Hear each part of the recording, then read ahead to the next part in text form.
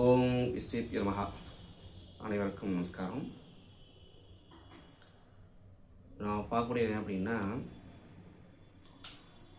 பொதுவாக எவ்வளோ சம்பாத்தியம் பண்ணினாலும் கையில் நிற்க மாட்டேங்குது அப்படின்னு பெரும்பாலும் நாம் சொல்லக்கூடிய நிகழ்வு இதுதான்.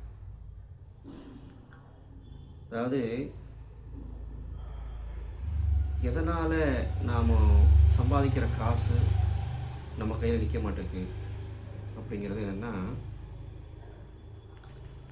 வாங்கிட்டு வர்ற காசை பெரும்பாலும் அன்றாடம் வேலை செய்யக்கூடியவங்க என்ன ஆகிறதுனா, அவங்களே வைத்து நிர்வாகம் பண்ணுவாங்க. அப்போ அந்த நிர்வாகம் பண்ணும்பொழுது என்ன ஆகிறது அப்படின்னா, அந்த பணம் அதீதமாக செலவாயிடும். பொதுவாக ஆண்களிடம் இருக்கும்பொழுது எப்படின்னா, எதிர்பாராத செலவுகள் இருந்துக்கிட்டே இருக்கும். அந்த பணத்தை நாம் என்ன பண்ணணும் அப்படின்னா, நம்முடைய மனையாள்கிட்ட கொடுக்கணும். முதல்ல அதாவது மனைவிட்ட கொடுக்கணும். நம்ம அன்றாடம் வாங்கக்கூடிய 1000 இருக்கட்டும், எவ்வளவோ நம்மளால் முடிந்து நமக்கு ஊதியம் என்னவோ அந்த ஊதியத்தை கொண்டு போய் நம்முடைய மனைவிட்ட கொடுக்கும்பொழுது என்ன ஆகிறது அப்படின்னா, அவள் முதல்ல அதை சரியான பகிர்ந்து வச்சிருப்பாள். இப்போது நாம் பலசர கடையில் போய் பலசரக்கு வாங்குகிறோம். அப்போ அது எல்லாம் கலந்துருக்கும் இல்லையா? அதை கொண்டு போய் என்ன பண்ணுவோம் அப்படின்னா, ஒரு 10-20 வகையான ஜாமான் வாங்குகிறோம். அந்த ஜாமானை வாங்கிட்டு போய் என்ன பண்ணுறோம் அப்படின்னா, வீட்டை கொண்டு போய் வச்சிட்றோம். அப்போ அவள் என்ன பண்ணுறா அப்படின்னா, அந்த வேலையை அதோட நம்ம வேலை முடிஞ்சிடுது.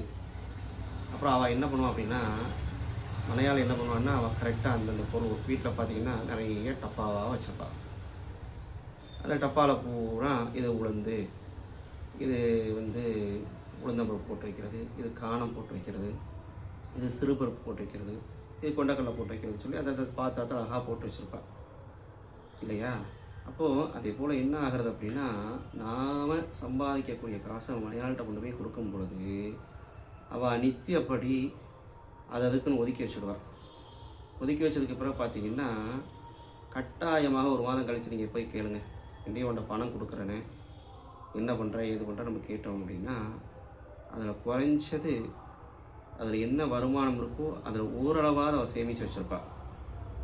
ஆகையால் பெரும்பாலும் நாமளே செலவழிக்கிறத விட, நாமளே நிர்வாகம் பண்ணுறதை விட, நம்ம மனையாள்கிட்ட கொடுத்தோம் அப்படின்னா அந்த பணம் ஒரு சேமிப்பாக இருக்கும். அந்த கஷ்டமானது நமக்கு கொஞ்சம் நிவர்த்தியை கொடுக்கும். ஏன்னா எவ்வளோ சம்பாத்தியம் வந்தாலும் கஷ்டப்படுறோம்.